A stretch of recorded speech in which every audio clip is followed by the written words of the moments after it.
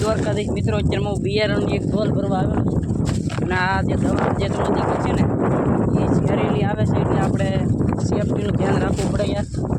ગ્રામ હલવાઈ દઈ છોટા આવવા મળે યાર, છોટા દવા કરી હોય ને તો એમાં સેફટીનું ધ્યાન રાખવું જરૂરી છે. જો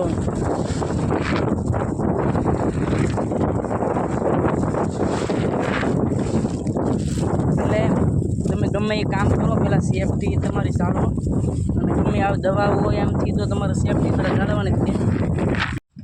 અત્યારમાં જુઓ મિત્રો, ડોલમાં બી છે અને જો ટ્રેક્ટર છે ને ઓલા પણ ત્યાં મારે વાવણીયાની અંદર બી નાખવા જવાનું છે.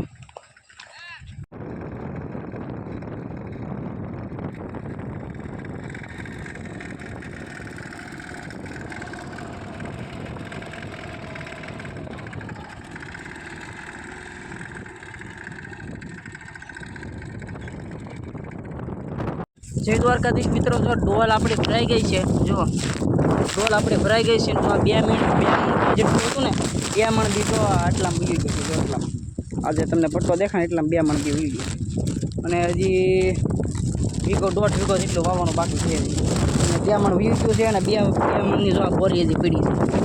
આ 2 મણની બોરી પડી છે ને હવે આગળ આ જો આ 1 ડોલ હજી આની પછી ભરાય, આ બી ખાલી થાય એટલે આ બોરી પછી ભેળવી દેવાની થાય છે. હવે હાલો, હવે આપણા વાંકા ભાગા ઉતાર નાખીએ. હવે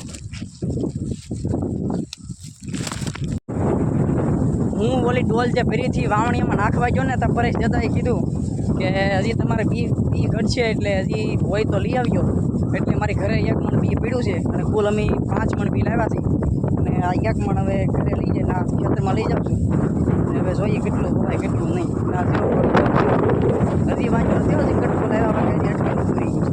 આજે આ ખોદમાં કેવું છે મિત્રો, આજે JCB વાળો ખાતર ભરવા આવ્યો ને આ તો અમારે કાઢી જવાનું તે JCB વાળો આવ્યો ને ત્યાં ખાતર કાઢતો હતો, એમાં બેનને થોડી જેવી તેવી ટક્કર લાગી ને તો ફૂટી અમારે આ પાણી ઉતરે છે.